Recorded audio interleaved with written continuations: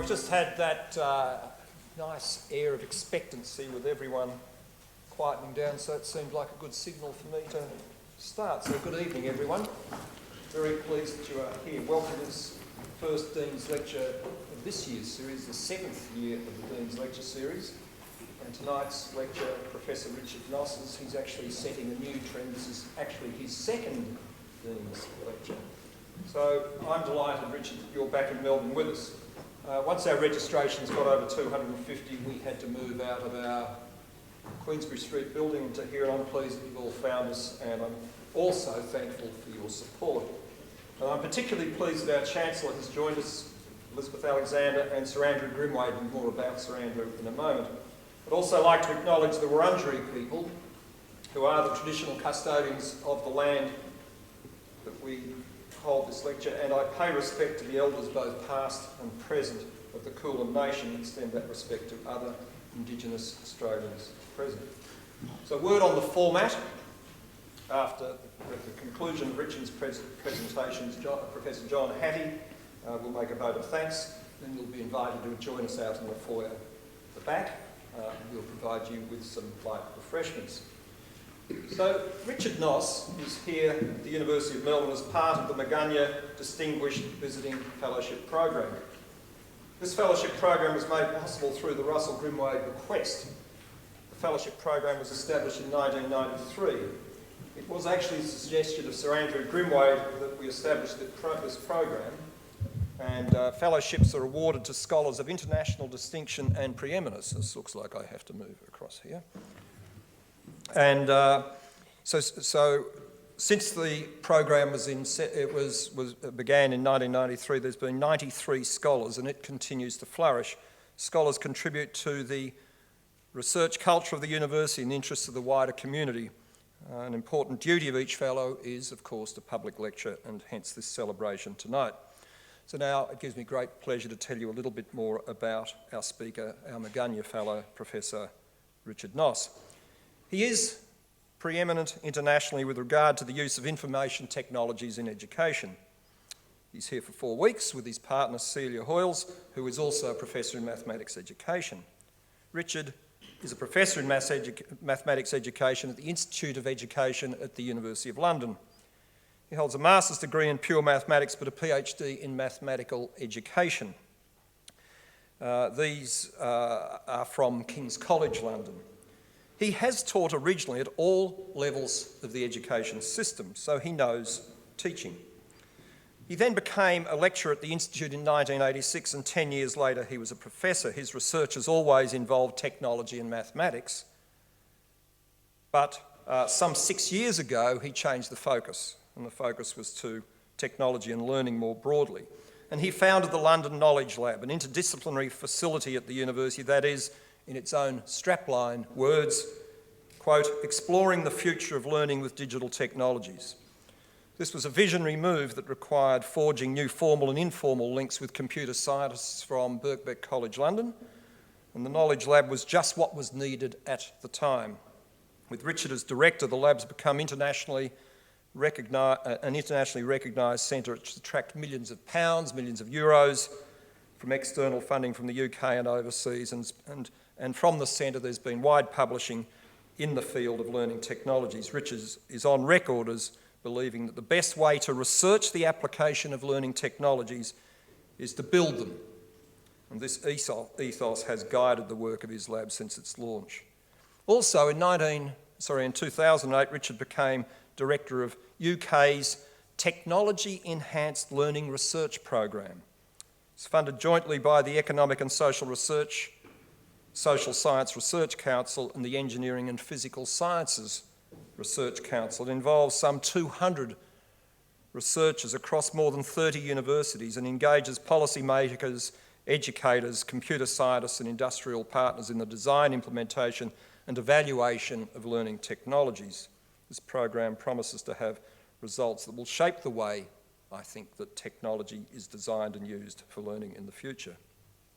Richard's co-directed more than 20 research projects. In the last 10 years, he's written 6 books, published 200 articles. He's renowned in both mathematics and technological field and is internationally known and respected in the area of learning technologies. His track record, I think, reads a bit like a cricket scoreboard. But having said that, this is a sport he closely follows, and he has, on this trip, been to the long room at the MCG. So he's really experienced the pleasures of Melbourne. Clearly, he's an active researcher. He's a teacher, he's a scholar. I understand he's also an amateur blues pianist, but I don't think we get that tonight. So I think you'll find he's the most outstanding and engaging speaker. So I'm going to, Richard, hand over to you. I'm personally delighted to invite you to present tonight's lecture, which is entitled Learning the Unlearnable, Teaching the Unteachable. Thank you, Phil. Oh, you're probably just about ready to go home now, I think. Can I start by thanking Field formally, thanking Sir Andrew Grimwade, without whose vision I wouldn't be here, or at least I wouldn't have had my airfare paid, so a special thank you to you. And to Professor David Clark, who managed to organise his diary so that he's flying to Vietnam at this very moment, but without him I wouldn't be here. This is a statue of Mahatma Gandhi that is located a few yards from my university, and it commemorates his visit to London in 1931, where the BBC collared him and asked him, "What do you think of Western civilization?" And Gandhi said, "I think it would be a good idea." And I want to start by saying, what do you think of technology in education? Because I think it would be a good idea. And like Gandhi, I don't think we've really seen it yet. We have seen technology transform just about every area of working and social life. Almost at random, I found an image of the roof, the newly restored roof of the British Museum, which overcame an amazing set of engineering obstacles and was virtually unbuildable without the application of new technology. There are, in fact, 1,386 triangular tiles in that roof, no two of which are the same. And new computational techniques had to be devised before it could be built. That's the kind of effect that technology is having in the outside world, and I don't need to tell you the kind of effect it's having on us, the way we do things, the way we search for information, the way we communicate with our friends. Just about every walk of our lives has been transformed by the application of technology, except one. Actually, maybe it's two. As I'm in a law school, I'm not completely sure it's really transformed law, but we'll have to ask the lawyers about that. The one that I want to focus on tonight is obviously education. This is a classroom from some time in the 19th century. And this is kind of the best we can do as an antidote to the 19th century, but I think it's true that apart from the strangeness of the rectangular boxes and nothing much on the screens, which I think is a story in its own right, I think a teacher from that 19th century classroom would be pretty much at home with what was going on here.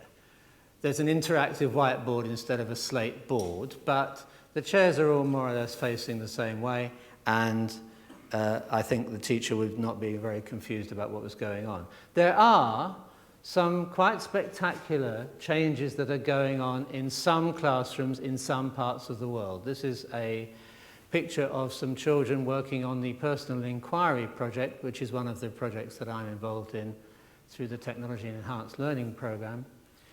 And the kids in the school, instead of leaving their mobile phones at the door of the school because they're troublesome for the teacher, they are encouraged to bring their phones into that school. These phones, by the way, are really powerful computers, and it just doesn't make sense to stack them up outside the door and then worry that we haven't got enough money to buy technology for schools. We don't even need much money. The kids have got the computers in their pocket. And this project is looking to see how science can become an outdoor and indoor activity, gathering data with the sensors on phones and other mobile devices. So there is some change in how we teach, and some of it is really powerful. This is another project in the set of projects for the TEL program. This one is teaching dentists how to drill teeth by a kind of virtual reality using haptic technology. Haptic technology means that the technology is sensitive to touch. And so they started out trying to mirror precisely what would happen with a real set of teeth, and then realized that that was a futile thing to try and do, a relatively straightforward thing to do. But what was really interesting is that you could do things that you couldn't do with an ordinary drill, like magnify the tooth or replay the drilling and so on. This has turned into a fantastically successful project. But it focuses, like nearly every implementation of technology that one comes across, it focuses on how to teach and how to learn and how to organize classrooms differently. It doesn't focus on the question of knowledge. And it's the issue of knowledge that I want to focus on this evening exclusively. I'm going to try to outline for you the idea that there is new knowledge to be learned that was unlearnable before we had the technology. New knowledge that we have to help people to learn, because otherwise they can't be decent citizens and decent workers in the 21st century.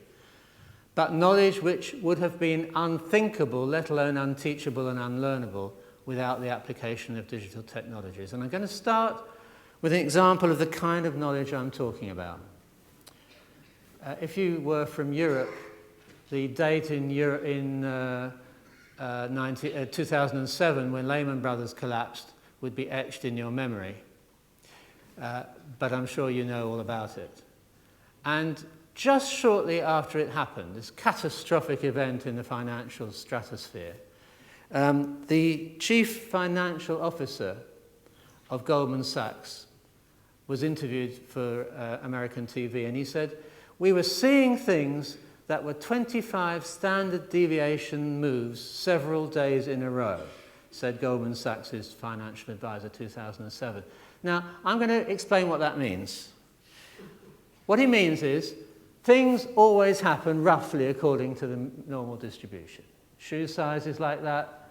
All kinds of things are like that. The whole world looks as if it's like that if you don't look too closely. And here's the curve. You can see 3 standard deviations, not much room there, but 25 standard deviations is a long way. To give you some idea of just how far it is, the expected waiting time for this to happen would be 6 times 10 with 124 zeros on the end of it, times the life of the universe. That's how long it would take, reasonably, to find an event happening 25 standard deviations from the mean. And this guy was seeing this happen 3 days in a row. It's hard to imagine anybody being so wrong. In a book I just recently read, this amazing pronouncement turns out to be equivalent to winning the UK National Lottery 18 days in a row. And you know, it might be, I've never spoken to this man, it might be that he knows very well that this little piece of embedded mathematics is wrong. He might know. After all, he is the chief financial advisor of Goldman Sachs, or he was.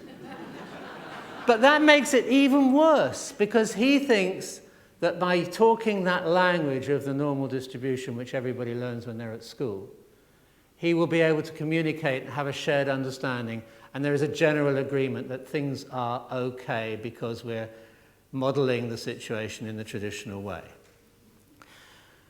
And I think the point I'd like to make is that this kind of knowledge, applying out, in this case, an outdated and clearly just plain wrong mathematical model to an event, is a wonderful example of learning the learnable.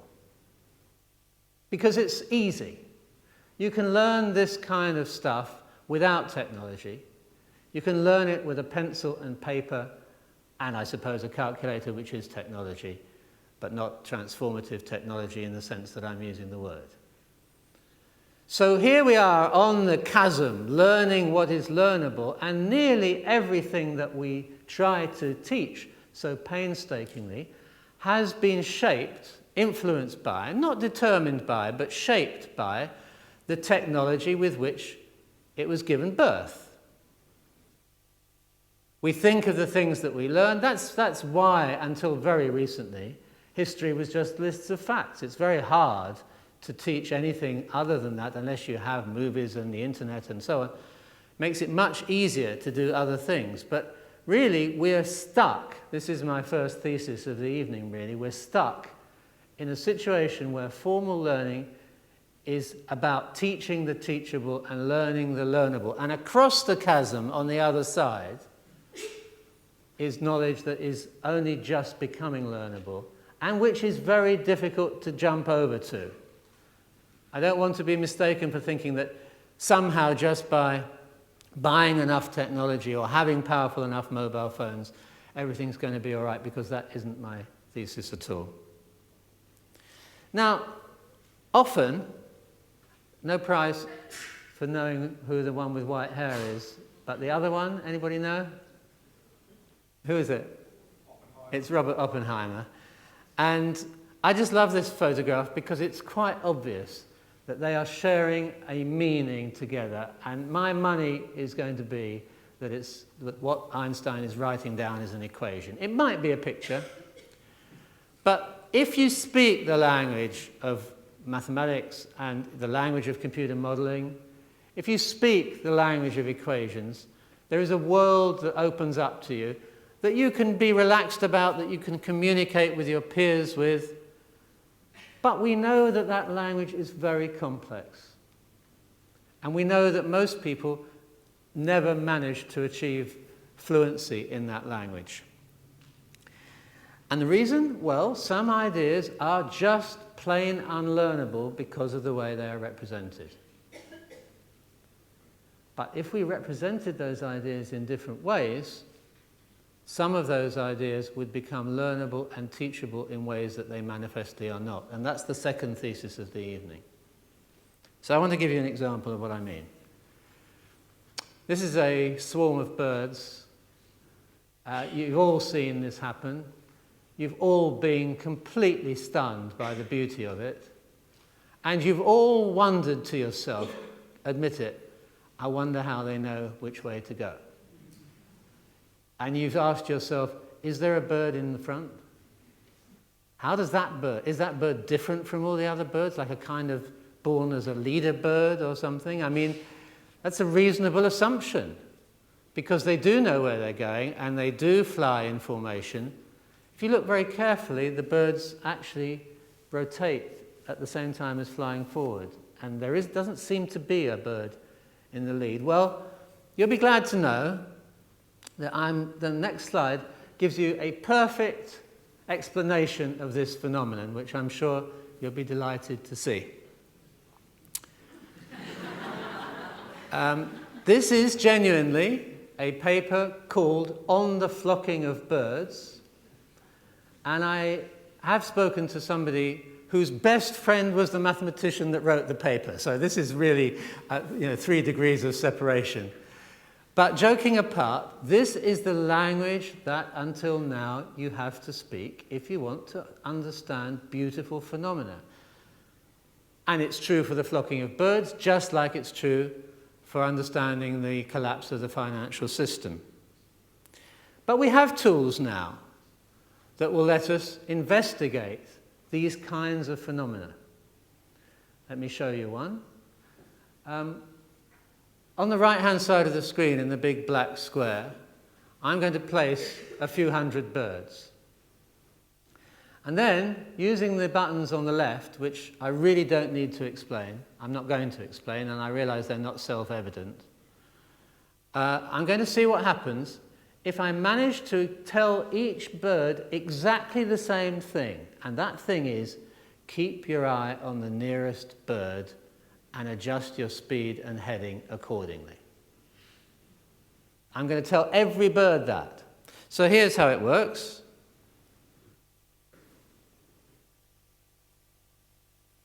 I'm going to put up 300 and something birds. Here they go, and I'm going to set them moving, and every bird is going to do the same thing. You'll see they're in random headings, and now suddenly they start to cluster, and they start to all go the same way. And if I fiddled with the parameters a little bit more, I could make it look more realistic. Like all models, the more data you feed in and the more rules you feed in underpinning the data, the better you can get. But the point I want to make is this. This is a very simple thing to do.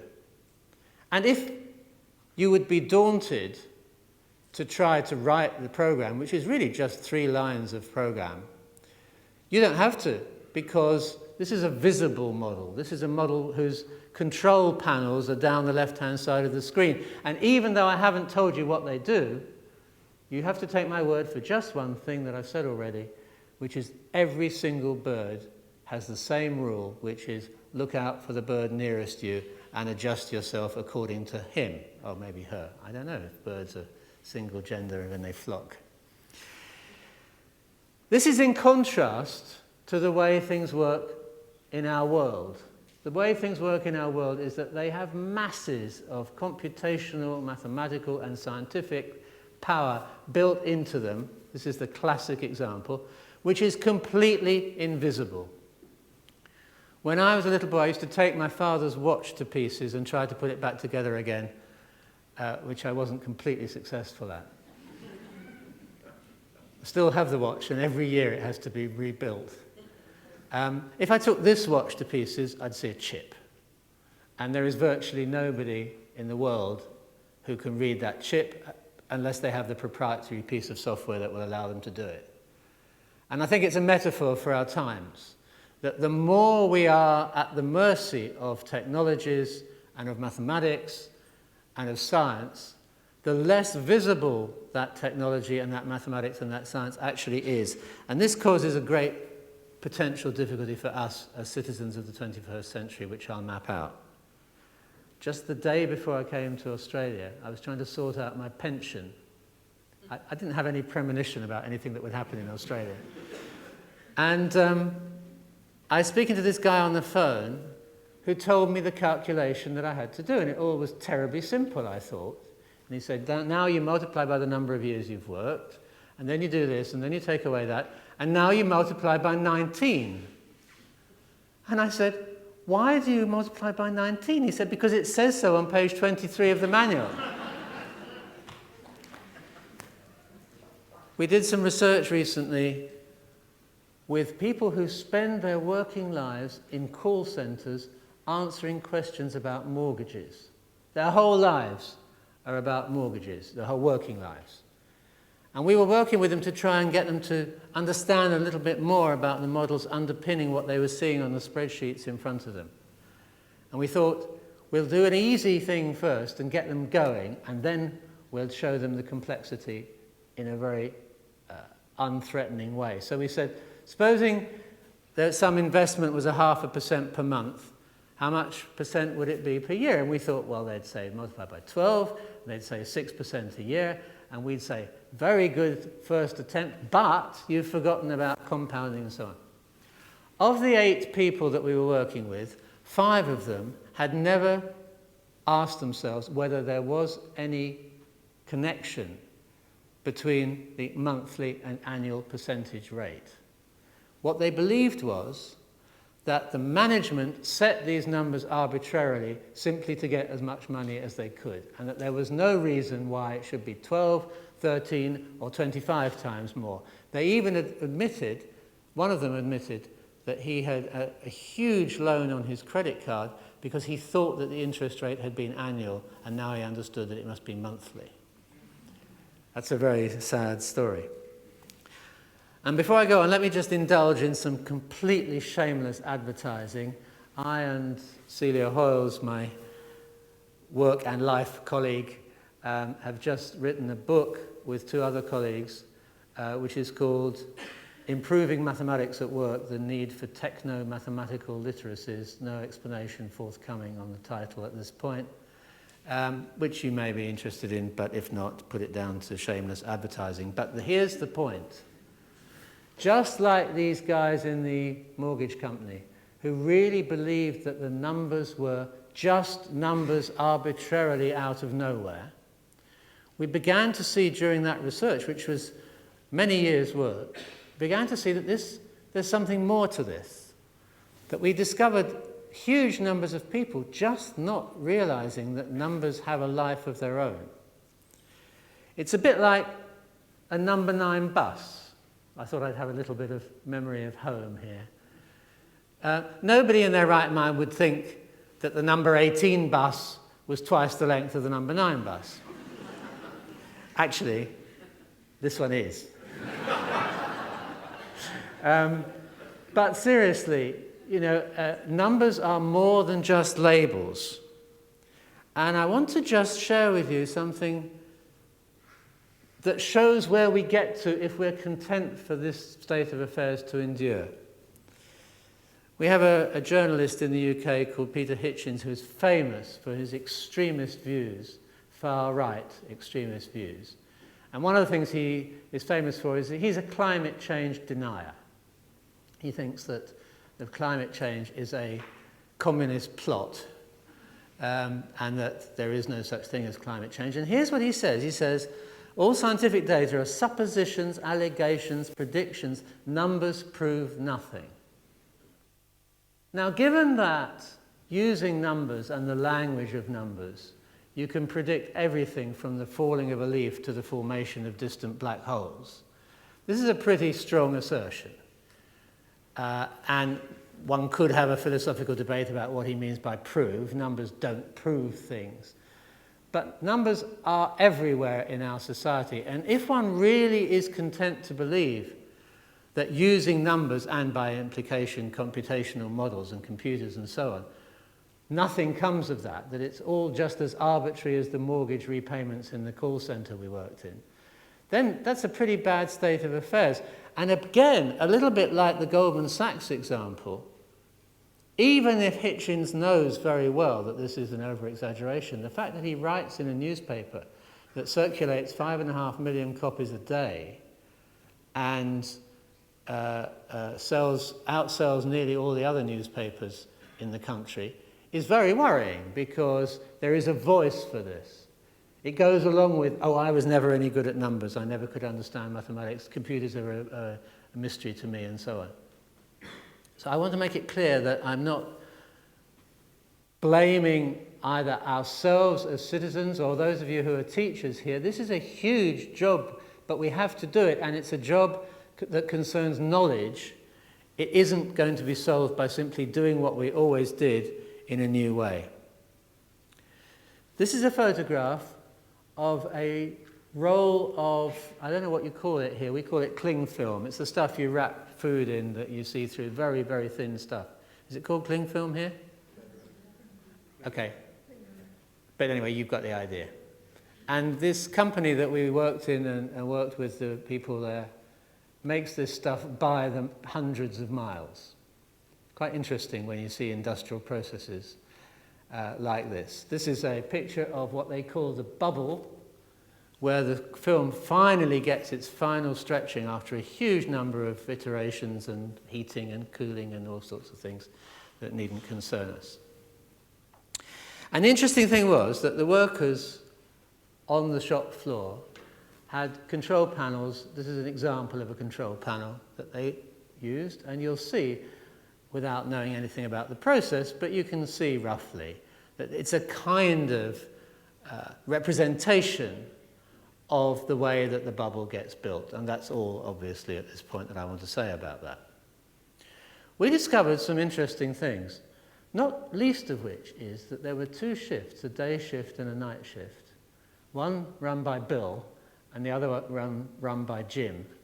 And Bill and Jim had friendly competitions to see how many miles of this stuff they could work. And they actually engaged in slight sabotage of each other's shifts. So that just as Jim was about to knock off and Bill came on, they'd turn up some buttons and flick some switches. One of the companies we worked in was so worried about this tendency of minor sabotage that they installed a flashy new computer panel with buttons and switches and neon lights and all kinds of things which wasn't connected to anything. And apparently, Fred would still come in and say, there you are, we've made an extra 13 miles today, that's because I put that switch to 0. We didn't verify that story, but that was told to us by one of the foremen on the shop floor. We thought it would be a good idea to turn this read-only device into a read-write device. So to take, as faithfully as we could, the control panel that they had and turn it into a control panel that you really could fiddle with without destroying the process. And here it is running. I haven't got the sound on, but that little explosion gives a nice, satisfying bang.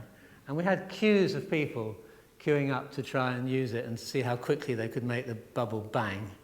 But the point is, we turned a read-only device into a read-write device. And there is a little grain of the message I want to leave you with when I finish, which is, we have the challenge. One of the ways of jumping over that chasm is to try to turn what are hitherto read-only devices whose inner workings are unfathomable, unlearnable, and unteachable without technologies, turn them into read-write devices where people can actually see some version of how they work. And I'm just going to play you a few seconds of an interesting comment, because I don't want to leave you with the impression that I think that teaching and learning has to be focused on what people need in workplaces. It's much more important than that. I want to leave you with a comment from the Chief Executive Officer of the company that made the Kling film. It's only a 30-second clip.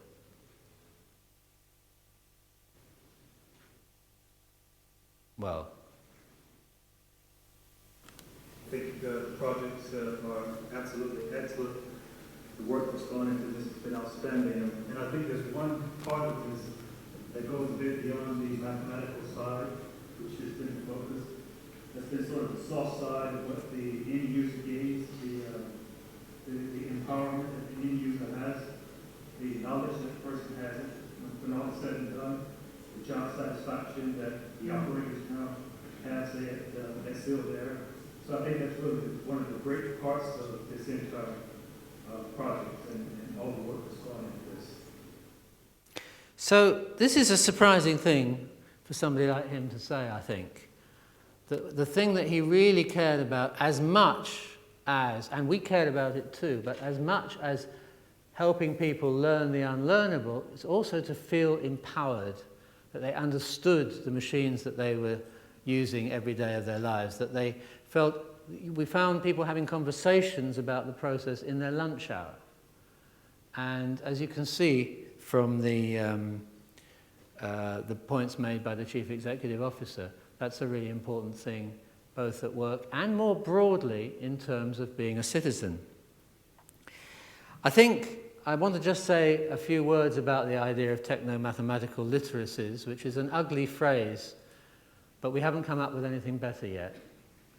The point being that there are new literacies now that everybody needs that go beyond simple reading, writing, and arithmetic. That even though it's true that for many people in the world, let's just for the moment consider the developed world. For many people in the world, there is a huge amount of stuff that they don't need to know anymore at all. The checkout operator in the supermarket, for example. But for many people, even if there are things that they no longer need to know, there are new things that people need to know. And I've pointed at some of those. There are computational literacies, ways of thinking about what computers do and how computers work, of splitting problems into smaller parts, of tracing how they work, of finding mistakes, and of critiquing other people's models, so that the person in the street would be able to say something like, it can't be 25 standard deviations from the norm, that's longer than the life of the universe. A recent report in the UK published by the Royal Society says, children must understand and play an active role in the digital world that surrounds them, not to be passive consumers of opaque and mysterious technology. We are all passive consumers of mysterious technology. But I want to know what happens when I click on Google. I want to know how it is that Google Translate suddenly gives translations that are readable, whereas up till last year it didn't. And the other day, somebody who's an expert in the field explained it to me, and it's really simple. They just set Google to read billions and billions of words, given up trying to find models that specify a language, and just throw in billions and billions of sentences and paragraphs of other people's data so that the machines recognize it when they see it. I want people to know that. I want people to understand what it means to say that your mobile phone is connected 24/7. It means that everybody can see where you are, what you're doing, what speed you're traveling at, and so on. These are not deep, impossible things, but of course if you start to dig a little bit deeper, you do need to design special things to help people understand them, and that's where I want to go now. Because making things learnable is just too important to pick up the crumbs of other people's technologies. We have to design. If you want to build this Olympic stadium in London, you have to use special tools that are designed for architects.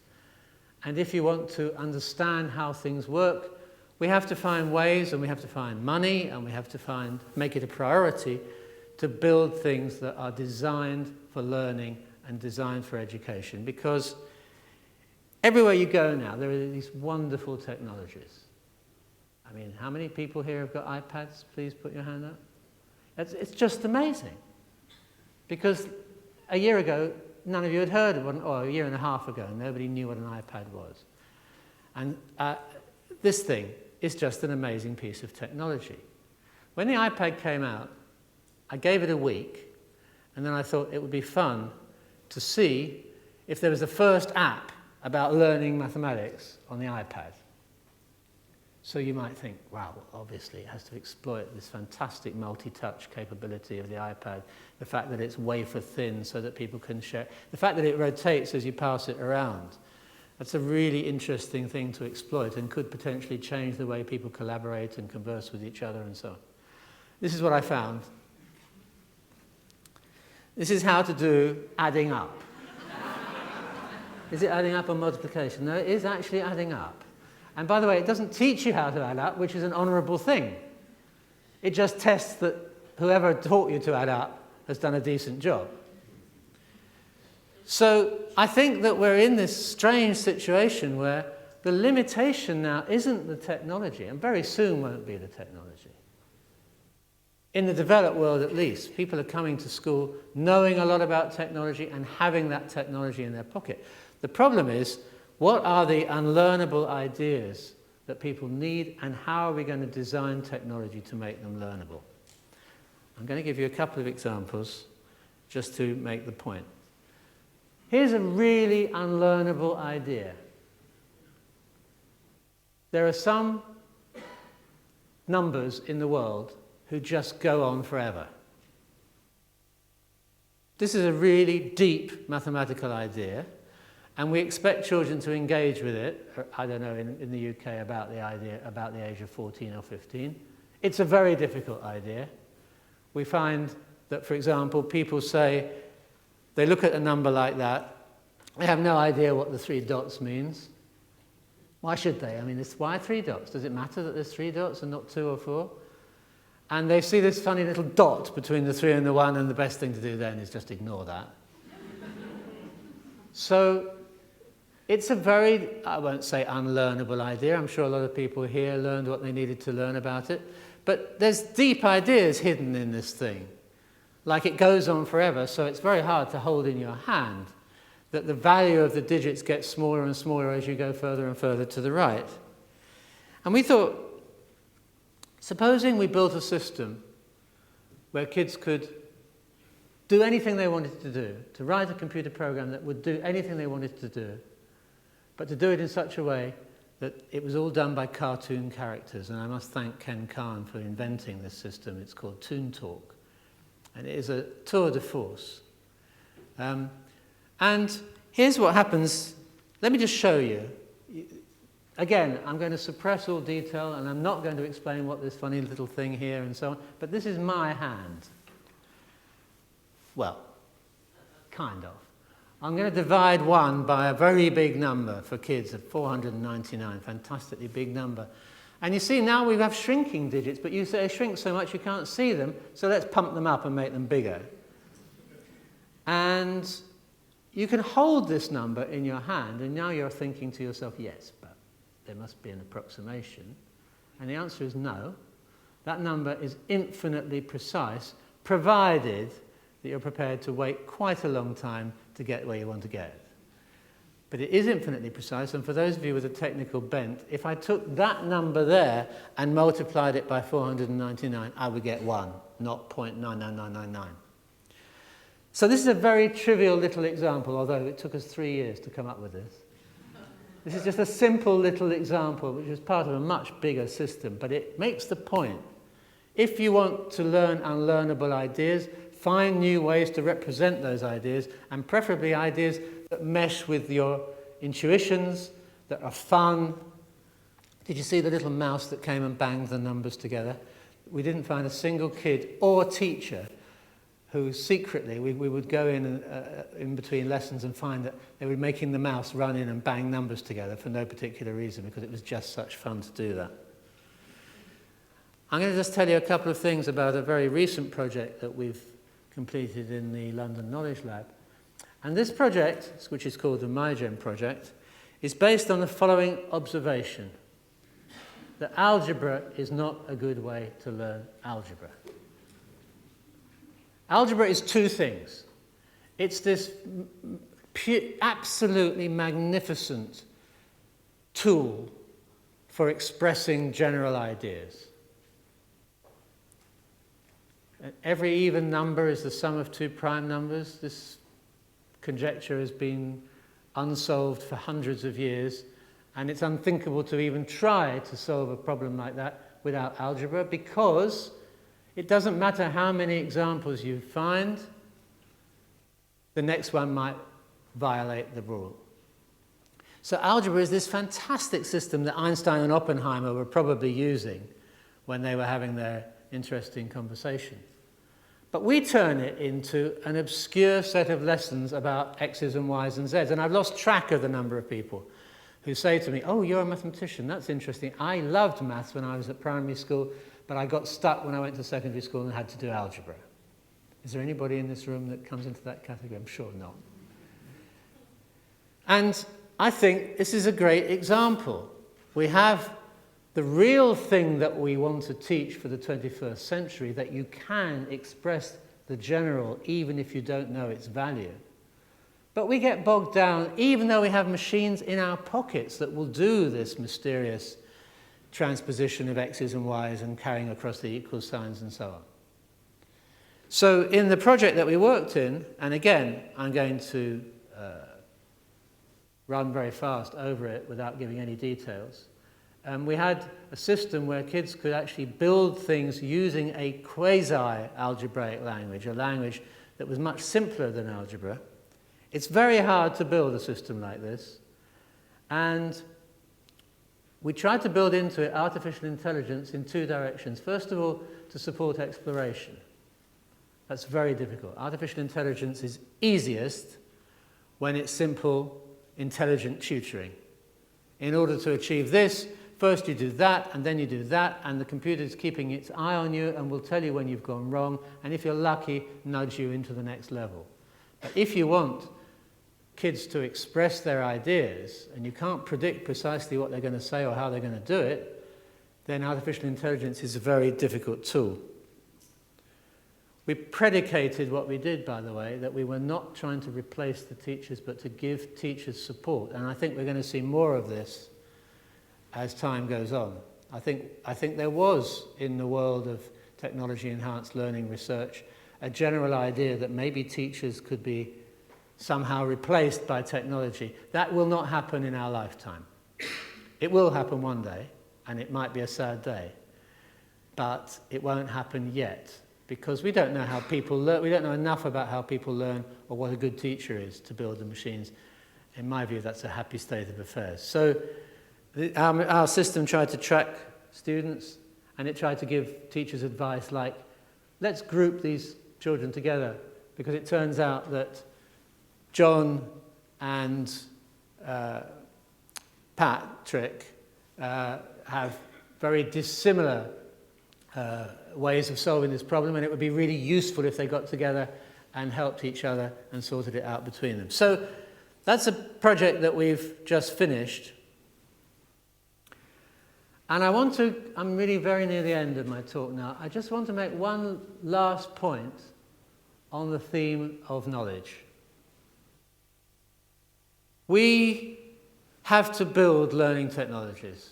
There is a massive effort going on worldwide in hundreds of locations to try and build technologies to learn unlearnable things and to teach unteachable things. But there are hundreds of millions, maybe billions of people who need to learn those things, and we are nowhere near scaling out so that these latest techniques and these latest pieces of research can be used by ordinary people in ordinary classrooms or on the job and so on. But there is one aspect that I think makes the point forcibly enough that I'm going to end with it. And that is the knowledge that we teach. I've been talking about new knowledge as if it's going to drop down from the sky. It's completely impossible to imagine.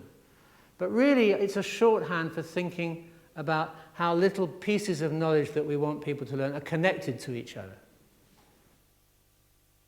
And one of the things that learning research has spent a huge amount of time trying to do, for various reasons, is to come up with a kind of best sequence of learning. You often hear people talking about what are the prerequisites for this piece of learning. So one of the things in the field of science is that it's absolutely common sense and agreed by everybody that one should start with understanding how objects stand still if you put them on the table. What's happening if I put this phone on the table? Well, the table is pushing back at the phone is being attracted to the table by gravity. They cancel each other out so it doesn't move. That's great. Next step in complexity, that's a prerequisite for understanding the next thing, which is the phone moving at constant speed. I haven't got an ice rink here, but I could do a pretty fair impression of it moving at constant speed if I did. And then finally, the interesting case, which is that the speed is changing all the time and we have acceleration. Now, why do we decide that it should be done in that order?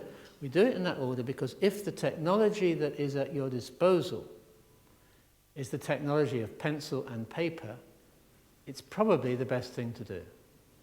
But it's terribly difficult because this special case of nothing happening is really so boring that you can't blame kids for going to sleep when they learn about normal forces and so on. Because the phone is on the table is pushing the phone, you can't see anything, you can't feel anything. It doesn't make sense. And yet anybody who's been in a car, it doesn't have to be a BMW, anybody who's been in a car going around a corner has experienced this strange feeling of acceleration where you feel you're being thrown out the car. Why? Why is that such a difficult idea?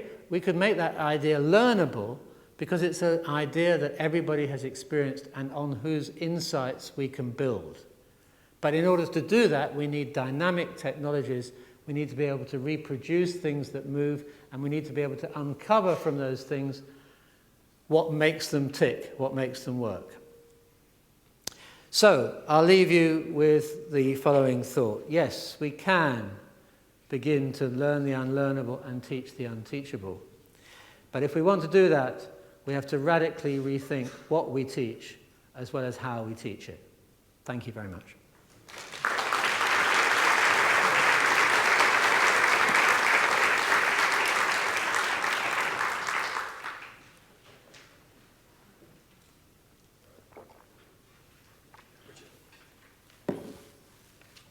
Do I sit down? Or No, you stand there. Is this going to be bad? It's going to be bad. Okay. My job is to thank Richard here this evening for his talk to us, and I think you can see why he has been asked back, and I hope there are many more occasions when that's happened. When I looked at the title, Teaching the Unteachable, it was a bit threatening sitting in the audience knowing that we were the unteachable, but I've learned that that's not quite true. Certainly the notion of the nature of new knowledge and what that new knowledge can be that we can learn because of technology was exciting, and certainly the work that I'm doing and Patrick and others are doing about how we can take a lot of that knowledge and do the kind of things you were saying about switching it from something that people read to look at how we can concentrate on the reporting of it in more interesting ways. I think that's really fascinating. And so how we can learn that unlearnable. Part of the theme I thought you were saying is that we may get to the stage where we don't need to know, we just need to understand. I think that's a really good notion about what we may have to do in our classrooms. You did comment that teachers don't need to be threatened, they may not be necessarily replaced, but I remember B.F. Skinner saying at one point that if a computer can do better than a teacher, for goodness sake, get rid of that teacher. There's a bit of that still out there in that. But at the end, you ended up with a problem that I think is just huge in this area. How do we scale out? And how do we take the notions that you've invited us to think?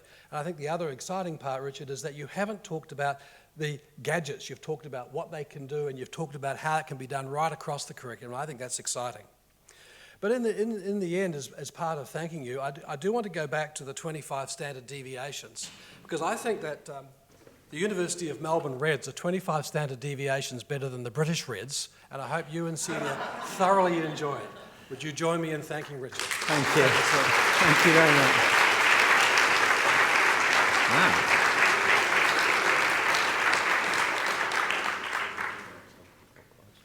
I don't mind questions if you want to. Okay. Look, there's nearly time for a question, but I will allow two, because I think the reason we don't normally have questions, I know there's one up the back, one of my team came and spoke to me halfway through that and said, caterers haven't turned up. I've never been let down like this before, and it's not my team's fault. So I think, given that, we'll allow two questions, then those who want to have an interchange with Richard can do so for a few minutes afterwards. Yes, there's one at the back. Thank you very much for such a thought-provoking presentation. My quick question is, are you saying in one way that we have been given a brand new toy and we're still getting to know what it is and we have no idea what we can really do with it? Yeah. When cars were started to be mass manufactured, they had indicator flaps that did that, because that's what you do with your arm. In fact, I have to confess that my father had one of these when I was a little boy. And what else do you do with a new technology? You recapitulate what you did with the old technology, but then sooner or later, somebody comes up with a better, more efficient, cheaper way. But people had to learn to read the flashing lights. And it must have been the first time somebody saw one of those was probably, they had no idea what it meant. So, yeah, I think you're right. Nicola. Hang on, just so everyone hears the question, just wait for the microphone to sprint down the aisle.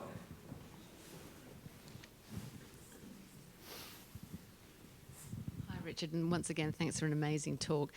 Just wondering, a sort of bit of a thought-provoking question is, what's the point of building learning technologies for a curriculum that actually reflects old knowledge and old learning?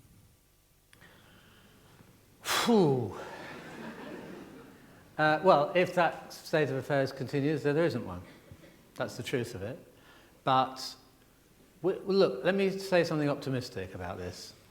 We have a Secretary of State for Education in the UK who's been in power for over a year now, and who suddenly, in the middle of last year, seems to have seen the light. He would have been at home with half of my talk.